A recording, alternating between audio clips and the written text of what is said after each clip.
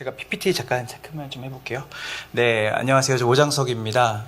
저는 지금 교회를 개척해서 교회를 제가 섬기고 있는 건 아니고요. 저는 이제 15년 전에 이제 전도에 저는 하나님이 저한테 깊은 마음을 주셔서 지금까지 이제 전도 일변도로 지금 이렇게 단체를 지금 운영하고 또 이제 내년에 이제 교회 개척을 지금 준비하고 있는 목사입니다. 저는 이제 예수님을 만나고 나서 저한테 가장 이제 왔던 마음은 예수님이 너무 좋은 거예요. 예수님 너무 좋고 그 예수님 너무 닮고 싶고 그리고 예수님 따라가고 싶고. 그런데 그 예수님을 사랑하고 예수님을 닮고 예수님 따라가고 싶으니까 가장 먼저 나오는 게 저한테는 그 예수님을 전하고 싶은 거였습니다. 그래서 그 예수님을 어떻게 하면 잘 전할 수 있을까? 그래서 저는 항상 길거리를 갈 때마다 제가 20대 중반에 이제 하나님이 저를 깊이 만나 주셔가지고 길거리 갈 때마다 이런 생각을 늘 하면서 걸었어요. 저들은 알까? 예수님이 저들을 위해 죽으셨다는 사실을. 그래서 어딜 가든 어떤 곳에 가든 그 마음을 갖고 이제 전도를 하다 보니까 같이 전도하는 사람들이 이제 생기기 시작했고 지금은 저희가 이제 그 북아프리카의 앵국에 이제 선교사도 이제 2가정을 파송해서 비즈니스 에즈 미션을 하고 있고 여기 국내에서는 약 20명의 간사들과 함께 지금 이제 도시 전도 사역을 지금 하고 있습니다. 일단 여러분들이 잘 아시겠지만 사실 우리가 교회를 개척할 때 사실은 이제 분리 개척도 우리가 할 수 있고 또 같이 팀이 있어서 시작을 하지만 사실 저도 처음에 학교에서 저는 신학생 때 이제 전도 운동을 전도를 하기 시작했는데 뭐 주변에 없죠. 그래서 사실 혼자 전도하고 싶은데 같이 전도할 사람이 없는 거예요. 같이 전도하고 싶은데 같이 전도할 사람이 없으니까 각 밤마다 강의실마다 돌아다니면서 함께 전도하자고 제가 사람들을 이렇게 어떻게 보면 동원을 했던 일이 기억이 납니다. 근데 전도라는 게 참 말처럼 쉽지가 않잖아요. 뜨거운 가슴을 가지고 있다가도 바깥에서 사람들한테 한번 거절을 당하거나 찬바람이 쉥 지나가면 다시는 전도 나가고 싶지 않은 마음이 저에게도 있었고, 근데 꼭 기도하고 또 말씀 보고 또 이렇게 있다 보면 예수님이 너무 좋고 또 하나님이 나에게 주신 그 은혜가 너무 크니까 또 전도를 또 계속 하고 싶어지는. 저는 처음에는 그 열정으로 전도를 했는데 이제 전도를 지속하게 하는 것은 결국은 말씀의 근거에서 우리가 그 전도의 사명을 감당할 때 지속적으로 전도를 오래 할 수 있다는 것을 깨닫게 됐어요. 사실 저는 지금 이제 로잔 운동에도 제가 지금 함께 들어가 있거든요. 그래서 로잔 운동을 하면서도 결국은 언리치, 발견되지 않은 사람들에 대한 갈망, 그리고 그들에 대한 열심, 그들에 대한 긍휼함. 그래서 성경이 우리에게 먼저 전도를 뭐라고 얘기하는지를 저는 좀 이렇게 우리가 전도를 해야 되는 당위성을 거기서 찾고, 그리고 기독교 역사 속에서 그런 어떤 그 전도에 대한 마음과 열정을 가진 믿음의 선배들이 어떻게 전도를 통해서 교회를 개척을 하고 그들이 복음 사역을 넓혀가는지를 보고, 마지막으로는 제가 17년 가량 전도를 하면서 이제 경험했던 여러 가지 일들과 전도 전략을 여러분과 나누고 영상 한 편을 보고 마무리하는 시간을 갖도록 하겠습니다.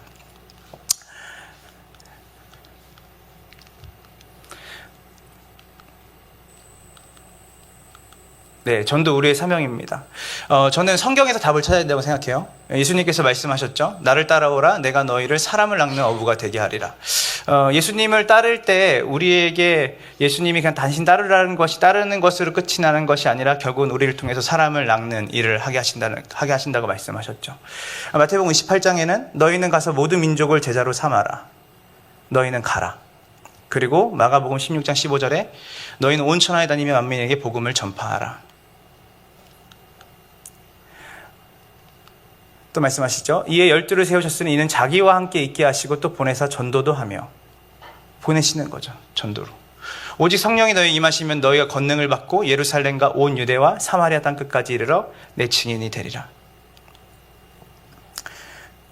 또 이르시되, 누가복음 24장은 굉장히 우리에게 많은 것을 시사하는 성경장이죠.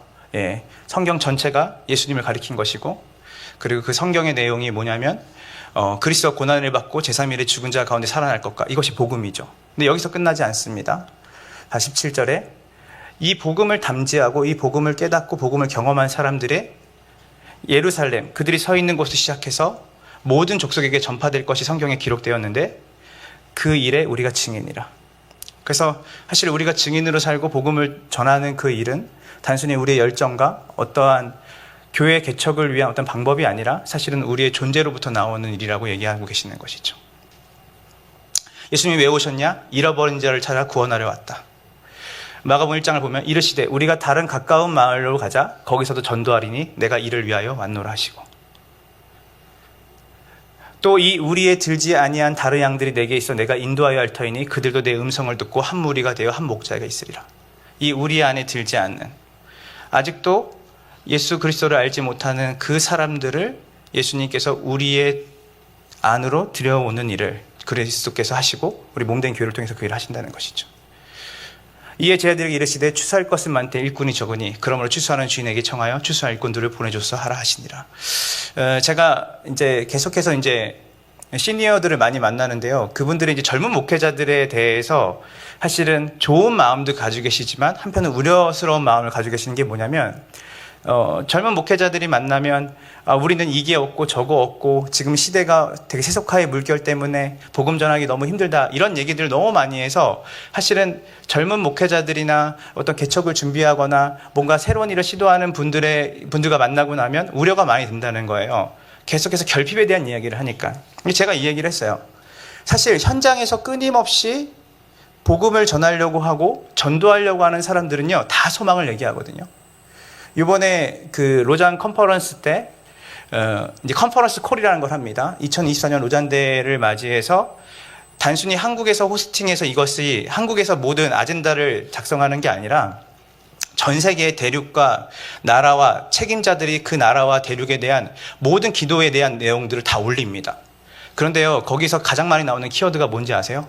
소망이고 희망이었습니다.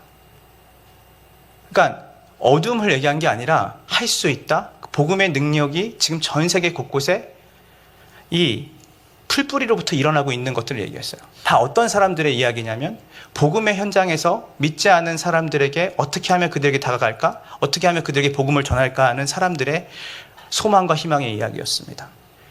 저는 지금 30, 40대 그룹과 교회 생각이라는 모임을 하나 가지고 있는데요. 한 11명의 목회자가 있는데 그 목회자들과 만나면 너무 힘이 나요. 다들 어려움과 힘듦을 얘기하지는 않진 않아요. 그렇지만 그 얘기를 하지만 결국은 해야 될 일이 너무 많고 우리가 할 수 있는 게 너무 많고 그리고 맡아야 될 사람들이 너무 많고 그리고 복음을 기다리는 사람이 너무 많고 부흥을 기다리는 사람이 너무 많다는 거예요. 그러니까 저는 사실 우리가 가지고 있는 그 생각이 사실은 지금 추수할 일꾼들을 구하는, 너무 할 게 많은데 주님, 이 일들을 위해 함께 동역하시는 사람을 보내주십시오. 이것을 구하는 사람은 어떤 사람이냐면 현장에 있는 사람들이죠. 복음의 현장에 있는 사람들. 바울의 기도 제목을 찾아봤습니다. 바울이 어떤 기도를 했는지 한번 볼게요. 또 나를 위하여 구할 것은 내게 말씀을 주사 나로 입을 열어 복음의 비밀을 담대히 알리게 하옵소서 할 것이니. 입을 열어서 복음의 비밀을. 또한 우리를 위하여 기도하되 하나님이 전도할 문을 우리에게 열어주사 그리스도의 비밀을 말하게 하시기를 구하라. 내가 이 일 때문에 매임을 당하였노라. 전도할 문을 열어달라고 기도해달라. 전도의 문을 열어달라고. 끝으로 형제들아, 너희는 우리를 위하여 기도하기를 주의 말씀이 너희 가운데서와 같이 퍼져나가.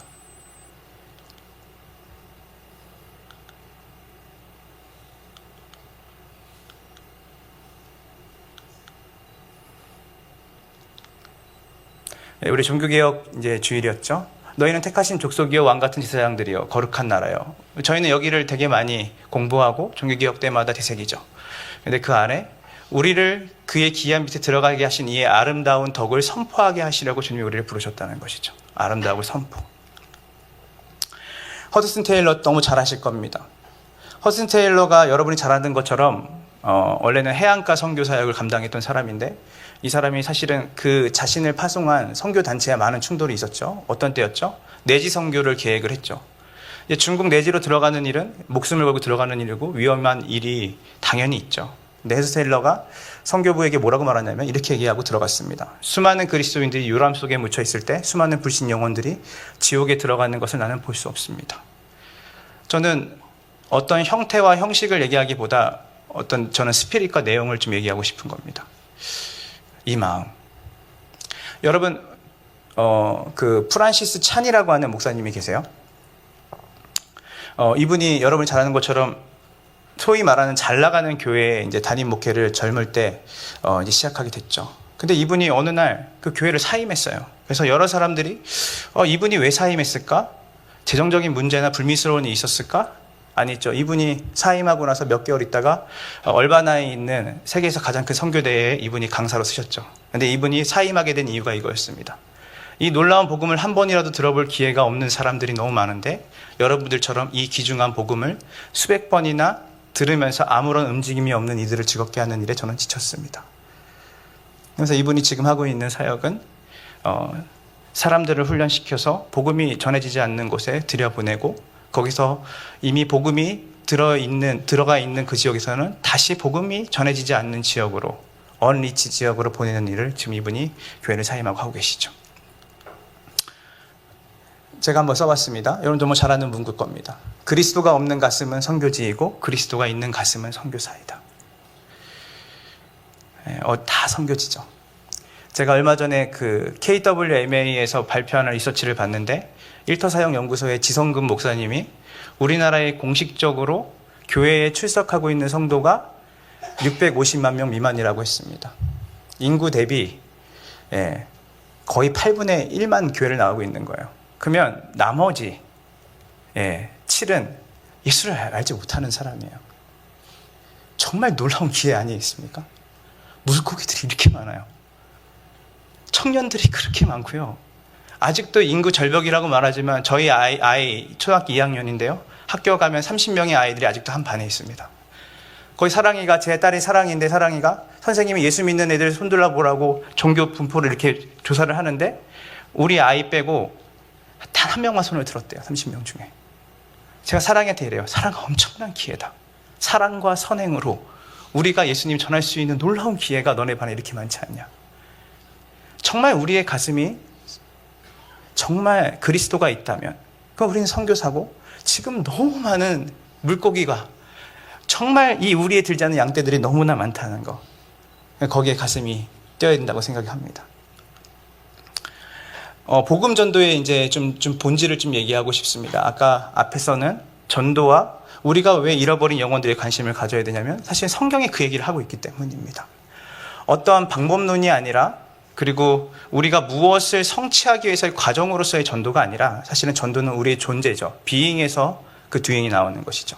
그래서 성경은 우리에게 명확하게 복음을 전하는 일을 얘기합니다. 사실 저는 이제 초대교회에도 관심이 많아서 여러분이 잘 아는 로버트 뱅크스 같은 사람들이나 또 초대교회의 복음전도 마이클 그린 같은 사람들의 책을 또 많이 읽고 또 알렌 클라인더 책을 읽었습니다. 사실 초대교회는 그 시대와 상황 속에서 변증으로 복음을 전하기도 하고 선포로도 복음을 전하기도 하고 그들은 일상에서 복음을 전하기도 했는데 일단 그 복음 전도의 가장 큰 목적은 잃어버린 사람에 있었습니다. 긍휼함에 있었죠. 그들에 대한 애타는 긴박감과 절박감이 그들에게 있었다는 거예요. 그래서 복음 전도의 본질은 사랑입니다. 고린도전서 9장 19절을 보면 내가 모든 사람에게 자유로우나 스스로 모든 사람에게 종이 된 것은 20절에 유대인들에게 내가 유대인과 같이 된 것은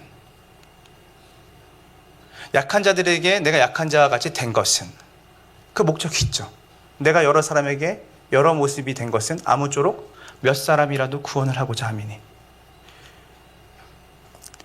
저는 예전에 사랑 중에 가장 위대한 사랑은 주는 사랑이라고 생각했습니다. 어릴 때는 받는 것이 사랑이라 생각했죠. 근데 지금은 달라졌어요. 가장 위대한 사랑은 becoming love입니다. 되는 것입니다. 그들처럼 되는 것이에요. C.S. 루이스가 이런 놀라운 말을 했어요. 성육신은 인간이 돼지가 된 것 그 이상이다. 고린도전서 9장을 보면서 사도 바울이 내가 그들처럼 된 것은 해서 저는 그것이 하나의 전략으로 생각하는 게 있었어요. 그래서 저들에겐 저렇게 된 것이구나. 근데 로버트 뱅크스는 그것을 가지고 이렇게 얘기하더라고요. 사도 바울의 모든 전략은 예수 그리스도의 성육신과 관련이 있다. 그분이 우리처럼 되셨다. 우리가 사실은 이 세상 안에 있죠. 그리고 세상에 속하진 말아야죠. 그렇지만 이 세상 가운데 다양한 문화와 다양한 영역 속에 우리가 정말 그들처럼 되어서 그들의 삶 가운데 접근하려고 하는 그것은 방법을 넘어서 사랑이라는 거예요. 여러분 에릭 리틀 아시죠? 불의 전차. 이분이 파리 올림픽 중에 유력한 메달리스트였는데 뛰지 않아요. 저는 주일에 뛰지 않습니다.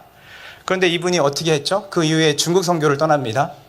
근데 중국 선교 갔는데 주일에는 뛰지 않겠다는 그 사람이 그 중국 선교 가서 주일마다 뛰는 거예요. 그래서 사는 사람이 물은 거예요. 아니 올림픽에 나가서도 뛰지 않은 사람이 어떻게 주일에 그렇게 뜁니까? 그랬더니 이분이 하는 말이 중국에 있는 산지의 아이들을 단 한 명이라도 얻기 위해서 그 아이들과 뛰는 거예요. 그 아이들처럼 된 거죠. 저는 여러분들이 복음 전도, 단순히 우리가 지금 여기 다 개척을 준비하고 계시고 하는 분들, 또 저는 사실은 저도 개척을 준비하는 입장에서 사실 우리가 어느 정도 갇혀져 있으면 디사이플십으로 가야 한다고 생각하지만 그렇지 않습니다. 우리는 끊임없이 잃어버린 자를 향해 가야 되고 그 잃어버린 자들을 또 양육해야 되고 기존에 있는 성도들도 끊임없이 잃어버린 자들을 향해 가게끔 만들어야 되는 겁니다. 사실 선교적 교회의 핵심은 다른 게 아니죠. 하나님 나라의 확장이에요. 그 하나님 나라 확장의 가장 저는 중심은 그리스도가 있다고 생각합니다. 제가 지지난주에 타일랜드에 있는 아시아 대회를 갔다 왔는데 그때 유력한 대형교회 목사님, 근데 대형교회 목사님 같지 않고 굉장히 소탈하게 이렇게 대화를 나눌 수 있는 목사님이 계시는데 그 목사님이랑 긴 얘기하다 그 목사님이 저한테 이러더라고요. 목사님, 제자 훈련이 뭐라고 생각하세요? 제가 괜히 잘못 대답했다가 또 괜히 또 입장이 곤란해질까 봐. 목사님은 제자 훈련을 어떻게 생각하세요? 제가 역으로 물었죠. 그분이 이렇게 얘기하더라고요. 제자 훈련의 최종적인 목적은 예수님을 사랑하고 예수님을 자랑하게 하는 것입니다. 근데 예수님을 사랑하고 예수님을 자랑한다는 것은 뭐냐면 그분의 관심사가 내 관심사가 되는 거죠. 근데 성경을 유심히 보면 그분이 저한테 하는 말이 예수님의 관심사의 가장 중심에는 한 사람이 있습니다. 잃어버린 사람.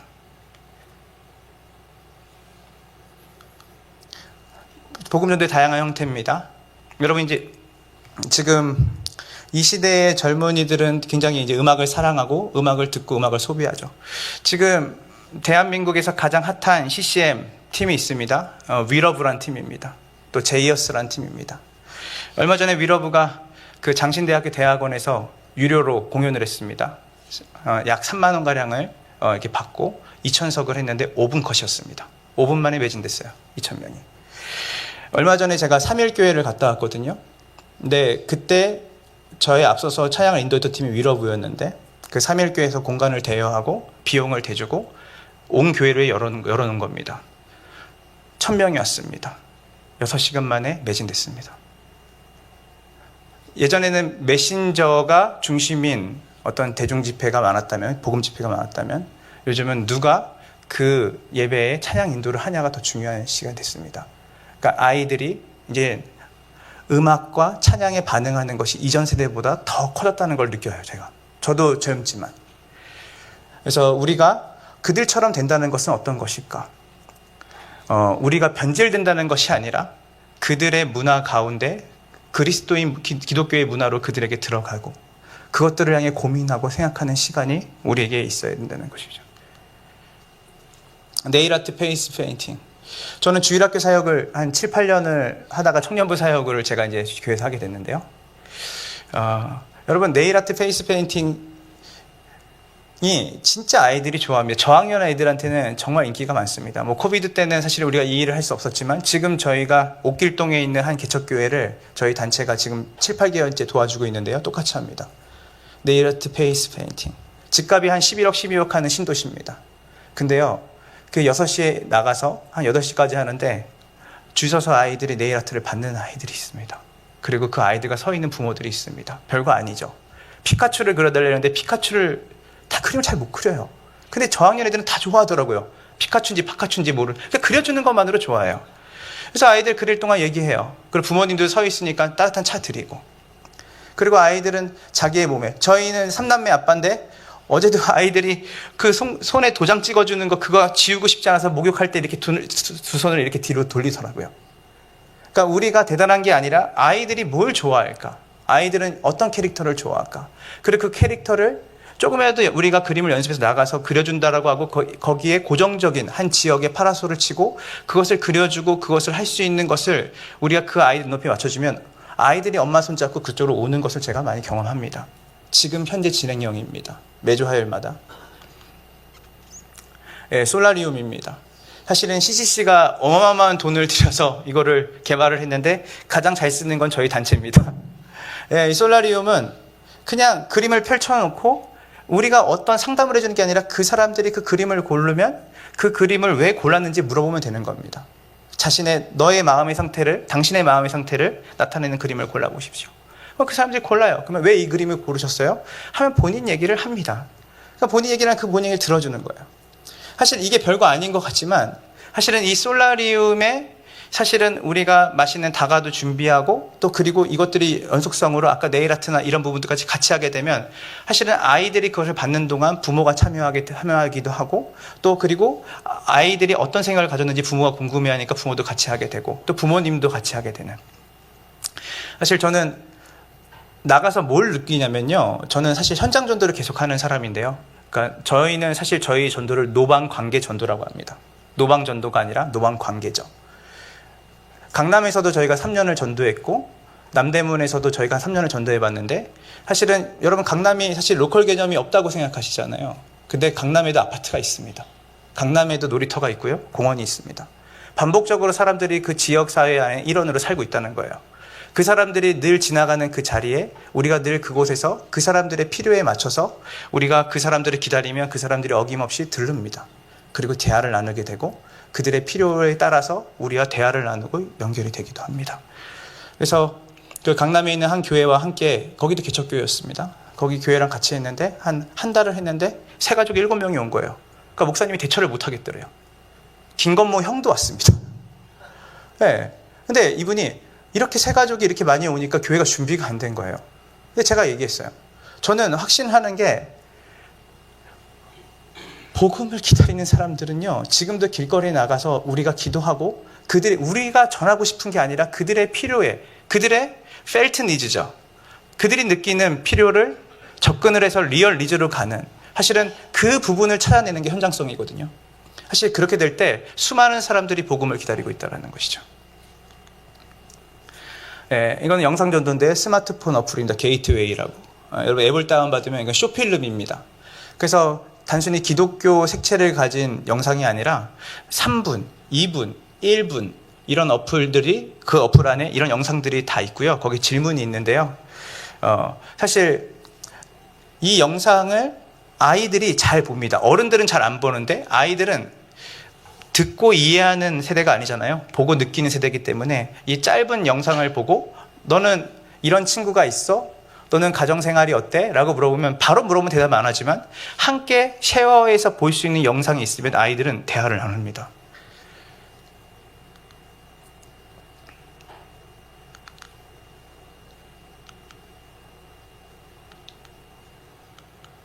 네, 복음전도 열매 교회 개척입니다.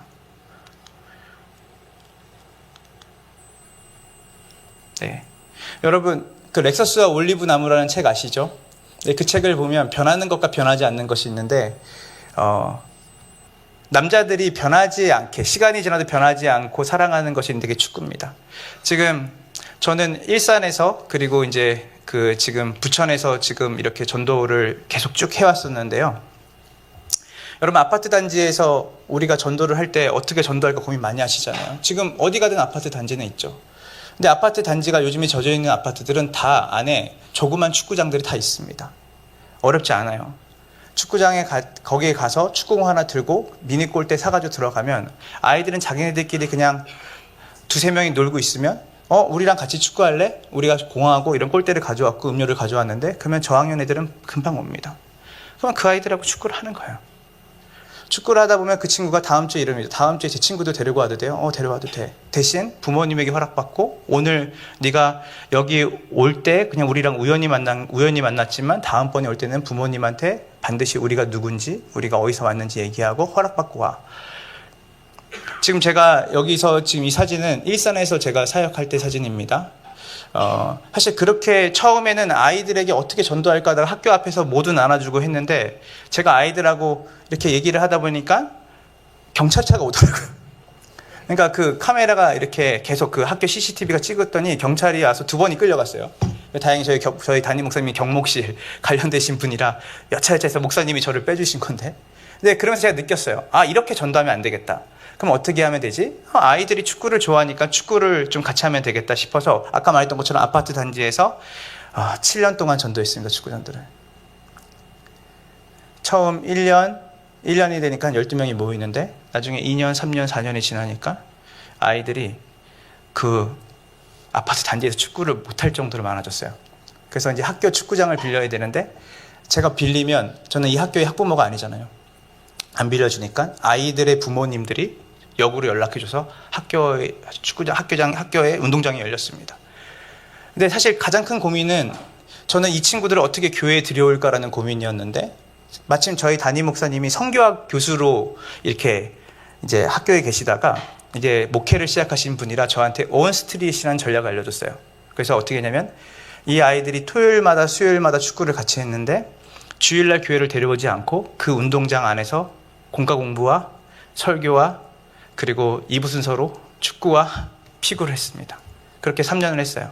그리고 여름 성경학교가 되고 겨울 성경학교가 되면 기존에 있는 교회에서 하는 프로그램에 아이들을 참여시켰고 달란트 시장이 열면 아이들을 교회 스타렉스에 이렇게 같이 이동을 해서 교회를 밝게 해서 아이들이 거기 모임에 참석하는데 이 운동장 자체가 저희한테는 교회가 됐어요.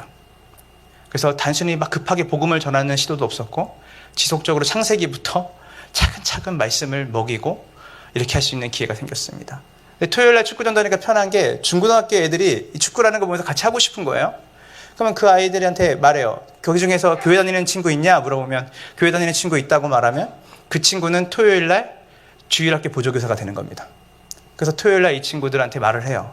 나는 사실 교회 전도사고 내가 이렇게 해서 이렇게 이 토요일날 축구 전도를 통해서 아이들에게 예수님을 알려주고 싶은데 사실 너네가 좀 도와줄 수 있겠냐 하면 이 친구들이 저희는 토요일날 시간이 많으니까 여기 와서 그 아이들이 같이 축구도 가르쳐주고 같이 섬기게 됐습니다. 그래서 최종적으로 우리가 모인 숫자가 45명이었습니다. 12명 나눠도 부족했어요. 운동장이. 그래서 2군, 3군까지 뛰고 외부에 있는 교회들과 또 하기도 하고 지역에 있는 거 하기도 하고 그러면 중요한 거는 이 친구들이 어떻게 됐냐. 교회로 정착이 됐죠. 제가 이 교회 사임할 때 애들이 많이 울었습니다. 왜냐면 저희 담임 목사님이 저한테 이분 어떤 분이냐고 물어봤는데 아이들이 이구동성으로 저분 정말 좋은 분이에요. 그러니까 우리가 주일날 아이들이 예배를 드리러 오게끔 하는 그 전략이 사실은 아이들은 아침에 교회에 오는 것, 특히 믿지 않는 아이들은 아침에 교회 오는 걸 너무 힘들어하고 부모들도 월요일부터 토요일까지 애들이 학원 보내기 때문에 주일날 아침에 아이들이 종교생활 하는 걸 싫어합니다. 비그리스도인들은. 근데 엄마들이 뭘 좋아하는지 제가 알았냐면 엄마들이 질서 있게 아이들이 땀 흘리면서 운동할 수 있는 안전한 공간을 엄마들은 찾고 있어요. 근데 그거를 저희가 만들어준 거죠. 지금 옥길동에 있는 그 모임도 저희가 많게는 20명이 모입니다. 예수로 사는 교회죠. 여기도 개척교회인데 사모님 목사님이 2분이 전도하셨는데 지금 저희가 매주 이 교회의 전도를 도와주러 가고 있습니다. 저희 단체가 하는 일이 지역교회의 전도를 도와서 선교단체는 쇠하고 지역교회는 흥해야 된다는 마인드를 가지고 지역교회가 전도로 또 성장할 수 있도록 또 우리가 돕는 일들을 계속 하고 있는데요. 지금 여기는 3월 달부터 저희가 꾸준히 지금 벌써 7개월 됐네요. 여기서 저희가 이렇게 모여서 하고 있고요. 여기 축구전도입니다.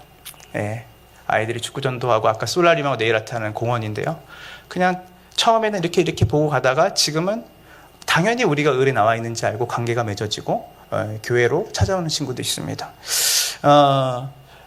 저는 좀 여러분에게 드리고 싶은 게 뭐냐면 사실은 우리가 어떤 공간을 딱 생겨서 그 공간으로 이 친구를 인도해야 한다는 차원의 교회를 넘어서 사실은 그 아이들이 가장 많이 모일 수 있는 시간, 그리고 그 난크리스찬들이 가장 즐길 수 있는 게 뭘까? 그 속에 우리가 들어가서 거기 자체를 교회를 만들고 그 시간을 예배 시간으로 만들면 사실은 이 친구들이 고민 없이 거기서 모여서 점차적으로 이머징 되는 거죠.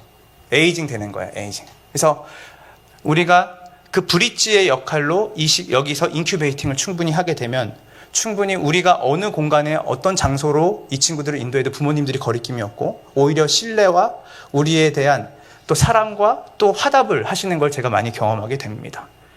바로 그 장소가 교회가 되는 거예요.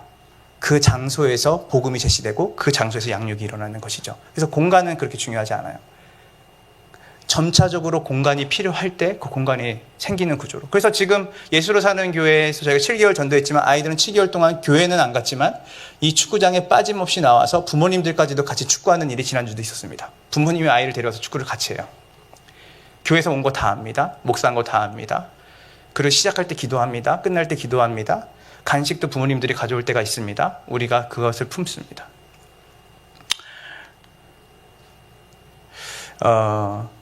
여러분, 이 위러브 빛가람. 사실 저희 WOG라는 선교단체는, 이제 한국 교회와 함께 계속 전도를 17년 동안 해오니까, 제가 이 부분이 좀 여러분이 좀 드리고 싶은 말 중에 하나인데, 사실 한국의 토양은 굉장히 우리가 세련되게 문화로 접근해야 되는 분명히 그 지역들이 있는데요.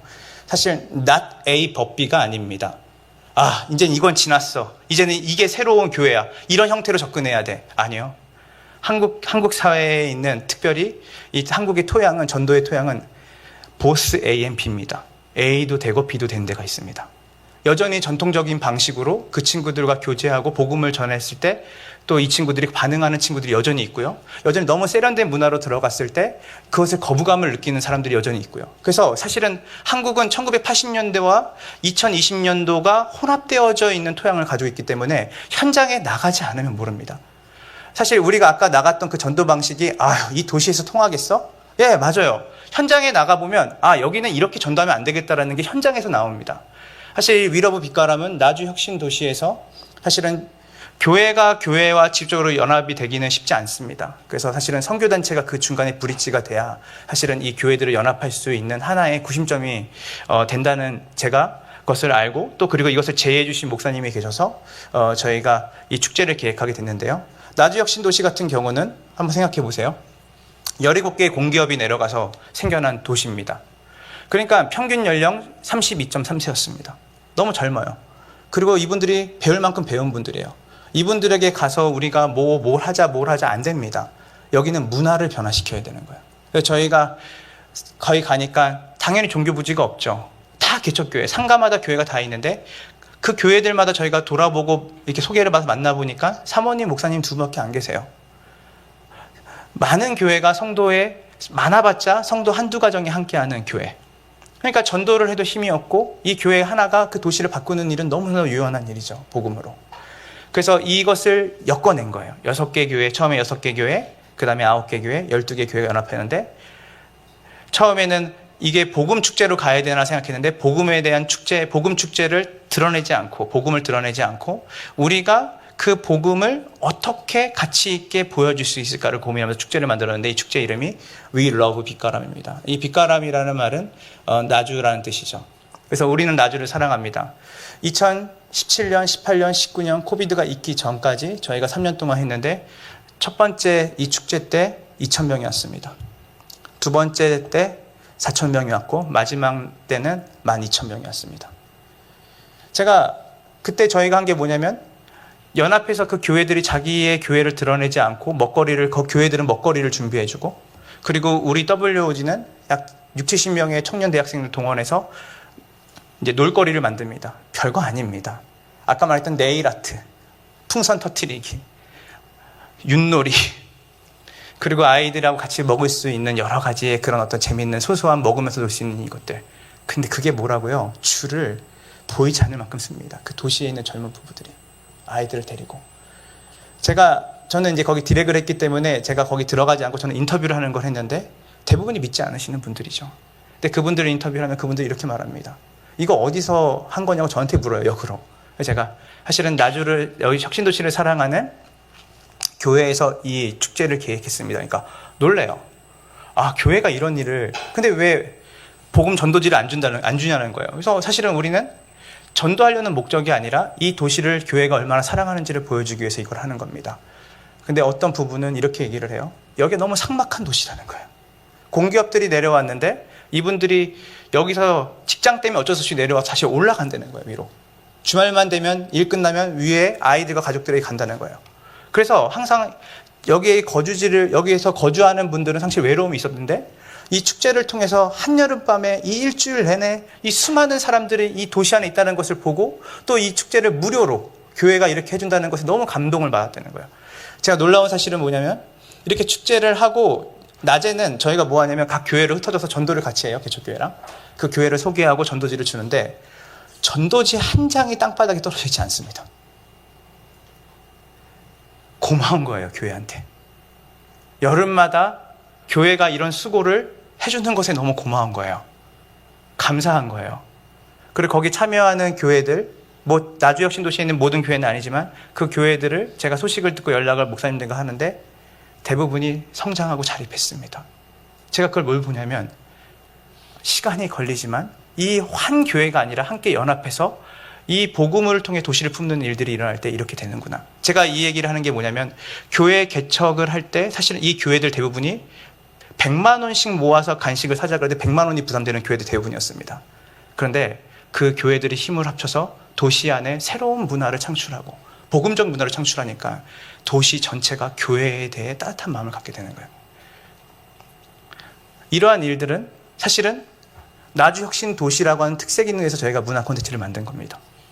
근데 지금 있는 옥길동은 공원이 많아요. 그래서 사람들이 반려견을 데리고 다니는 분도 많고, 그리고 의자에 앉아서 쉬려고 하시는 분도 많고, 그래서 우리는 그런 분들에게는 빨리 관계를 맺을 수 있는 방법을 찾아요.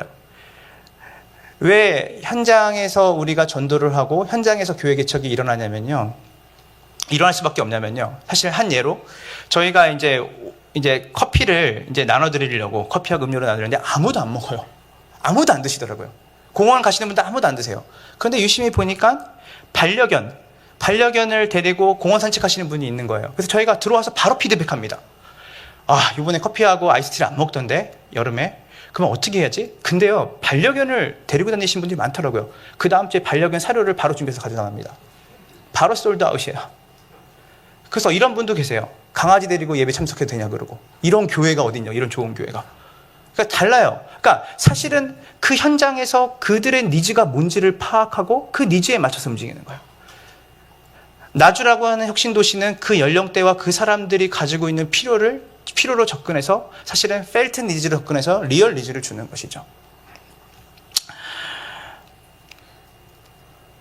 그래서 교회 개척은 전도를 통해 일어난다. 위로 빛가람 사진입니다. 뭐 별거 아닙니다. 딱지치기 하고요. 또 이렇게 공연하고 하고. 저는 이제 교회 개척을 준비하는데요. 제가 좀 빠르게 가겠습니다. 저는 이제 교회 개척을 하는데 사실은 제가 이렇게 전도를 계속 하면서도 계속 고민하는 건 뭐냐면, 성경이 말하고 있는 복음을 우리가 전하는 거기 때문에 복음의 크기와 넓이가 어디까지일까를 늘 고민합니다. 사실 그런 의미에서 위러브 빛가람 같은 경우는 우리가 굿네이버스와 함께 축제 때마다 그 도시에 있는 사회적 약자들을 돕는 바자회를 하는데요.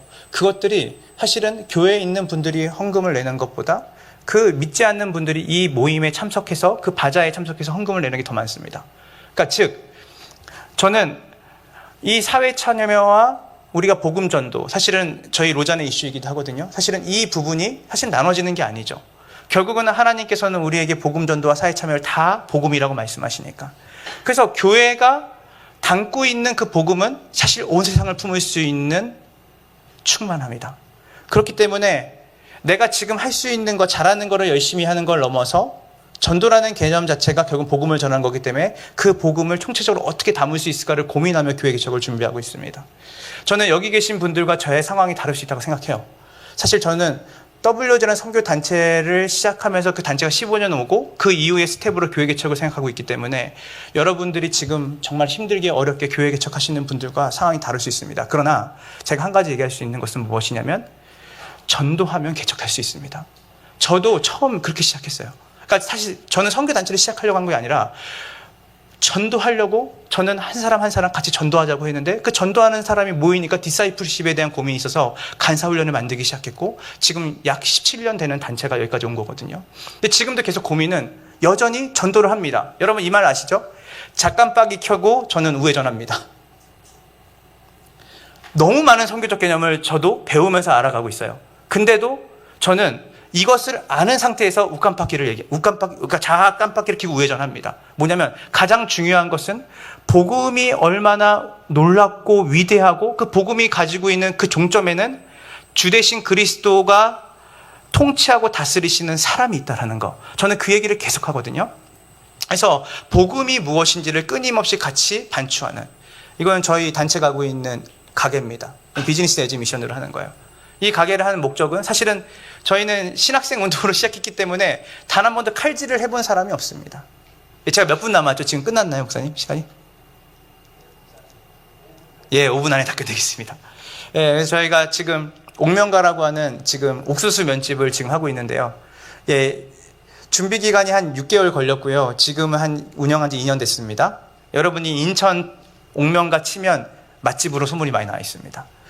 예, 이 옥명가를 하는 이유는 뭐냐면 사실은 여기가 오픽스 상권이 아니라 항아리 상권입니다.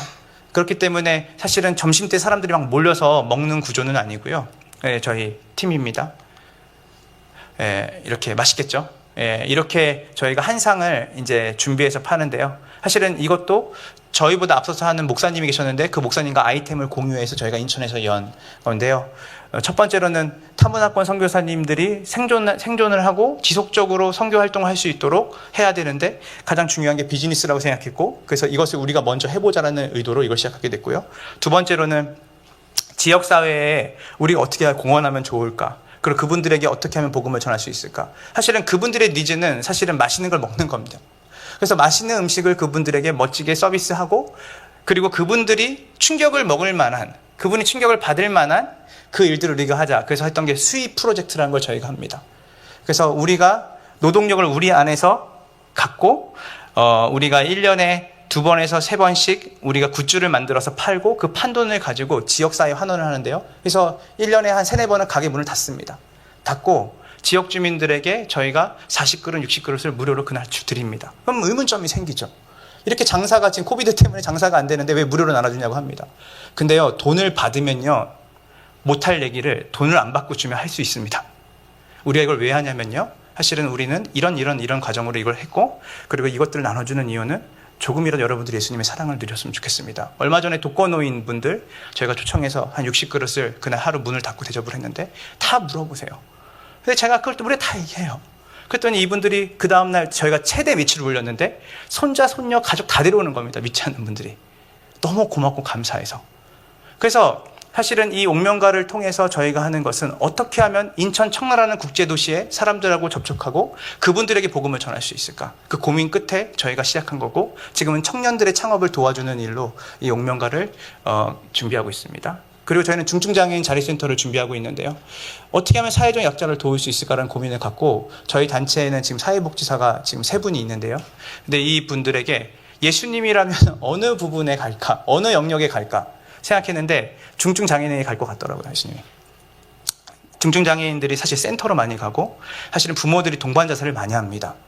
그러면 사실은 복음을 전할 수 있는 블루오션은 이 장애인 영역이고 그 가족들이라고 생각을 했어요. 그래서 두 가지, 여러 가지 생각 안 합니다. 어떻게 하면 단 한 명이라도 복음을 전할 수 있을까? 그리고 그 전할 수 있는 토양에 가장 잘 갖춰져 있는 토양이 어딜까 생각할 때, 그렇다 싶으면 그걸 준비합니다. 기도하고. 그러니까 사람이 모여요. 그리고 거기에 관심 있는 사람이 모이기 시작하고, 그리고 거기가 연결됩니다. 오늘 이걸 끝나고 저는 중증장애인 자립센터 만나고 온 사회복지사 2명을 같이 또 만나서 얘기하기로 했습니다. 저희는 이것의 목적은 단순히 다른 게 아닙니다. 복음 전도입니다. 공인중개사 시험이 이틀 전에 있었거든요. 저희 간사님 3분이 1년 동안 공인중개사 시험을 준비했어요. 왜 준비했을까요? 30, 40대들 만나고 나면요, 바깥에 있는 사람들 만나면요, 다 부동산 주식 가는 얘기들이 그분들의 다 대화의 핵심입니다. 그럼 이분들에게 어떻게 복음을 전할 수 있을까? 이분들과 어떻게 프리 이벤젤리즘, 복음 전 단계를 만들 수 있을까? 그럼 권위가 있어야 되는데 이분들이 관심이 있는 권위가 이분들이 관심이 있는 분야의 권위를 우리가 가져야겠다. 그래서 공인중개 시험을 생각하게 됐고 간사들과 나누고 이것을 1년 동안 준비해서 이틀 전에 시험을 봤습니다. 결과가 중요하겠죠? 3명이 봤는데 2분은 아쉽게 떨어지고 이제 1분이 간당간당합니다 지금. 그래서 붙으면 저희는 공인중개 사무실 차리는 게 아니라 여러분 네이버 그 카페에 들어가면 아름다운 집이라는 카페가 있는데 회원 수가 100만 명이 넘거든요. 근데 거기 가면요 공인중개사가 갑입니다. 그러니까 공인중개사 한 명이 궁금한 거 뭐 이런 것을 물어보세요 하면 댓글이 수십 개가 달립니다. 무료로 이분들과 함께 교제하고 이분들에게 정보를 나눌 수 있는, 투기가 아니라 이분들이 건강하게 자기의 주거지를 갖출 수 있는 그 일들을 하기 위해서 공인중개를 준비한 겁니다. 계속해서 그들처럼 되는 것에 대한 고민을 합니다. 성경은 우리에게 어디까지를 복음이라 얘기하고 그 복음 변화시킬 수 있을지를 말하고 있고 또 그리고 그것에 우리는 어디까지 순응하며 순종해야 될까를 늘 고민하면서 가고 있습니다. 이것이 교회 개척을 할 때 이 3가지, 아까 말했던 비즈니스 영역, 사회 약자들을 돕는 영역, 그리고 더 나아가서 그들의 관심사, 지금의 이 시대에서 이 젊은 그룹들과 이 대한민국 국민들이 가지고 있는 관심사에 접근할 수 있는 그 모든 것들을 계속해서 노력할 겁니다. 계속해서 노력하고 계속해서 그들이 단 한 명이라도 예수님을 아는 그것들을 위해 우리 전략을 계속해서 고민하고 교회 개척을 할 겁니다. 제가 존경하는 한 선교사님이 이렇게 말했어요. 제가 잘하는 것만 열심히 하는 게 능사 아니겠습니까? 했을 때 그분이 저한테 했던 말이, 성경은 우리에게 잘하는 것을 열심히 하라고 한 적이 없고 복음이 총체성을 가리킨다면 그것이 더디가고 느리더라도 사실은 거기까지 가다가 다음 세대에게 넘겨주는 것이 우리의 소명이고 부르심이라고 했어요. 돈이 많아서 중증장애인 시설을 하는 거 아닙니다. 옥명가도 우리가 다 n분의 1에서 했습니다. 그런데요, 그 복음의 가치를 내가 편하고 내가 잘할 수 있는 걸로 복음의 가치를 축소시키고 싶지 않았어요. 그래서 모르겠습니다. 근데 끝까지 복음이 말하는 데까지 가려고 하는 노력을 지금 하면서 교회 개척을 준비하고 있습니다. 자, 이제 마지막으로 고린도전서 9장 23절인데 내가 복음을 위하여 모든 것을 행함은 복음에 참여하고자 함이라. 전 이게 진짜 저한테 기쁨인 것 같은데요. 제가 17년 동안 하면서 힘들고 어려운 일이 있었지만 이 복음을 전하고 특히 믿지 않는 사람에게 복음을 전하고 그 사람들이 변화되고 그 사람들이 교회로 오고 그 사람들이 양육이 되는 것만큼 제 가슴을 뛰게 하는 게 없었어요. 정말 아직도 단 한 번도 예수를 믿지 못하는 사람이 대한민국에 4천만 명이 있는데 그 수많은 사람들이 우리를 기다리고 있어요. 그 사람들에게 다가가서 단 1명이라도 2명이라도 반응이 있어서 그 사람들과 연락을 주고받고, 제가 최근에 어떤 목사님과 밥을 먹다가 연락이 온 거예요. 축구 전도하는 친구들이 이제 추운 겨울이 되니까 단지에서 못하니까 실내 축구장으로 옮겨야 했는데 가정통신문을 보낸 거예요, 제가 부모님들한테. 그랬더니 부모님들이 한 3분이 연락이 오신 거예요. 안녕하세요, 저는 누구 엄마인데요 했는데 그 전화를 받고 제가 잠깐 목사님 죄송합니다 하고 제가 비어서 그분하고 통화하고 이렇게 들어오는데 그분이 저한테 이러는 거예요. 목사님 얼굴이 너무 밝아 보인다는 거예요. 예, 맞아요. 너무 행복해요. 믿지 않는 사람들이 예수님을 나를 통해서 듣기도 하고 우리가 섬기는 것을 통해서 보게 하고 그것들을 통해서 이분들이 교회로 연결되고 예수님을 알아가는 그 과정에 참여한다는 것만큼 기쁜 일이 없는 것 같습니다.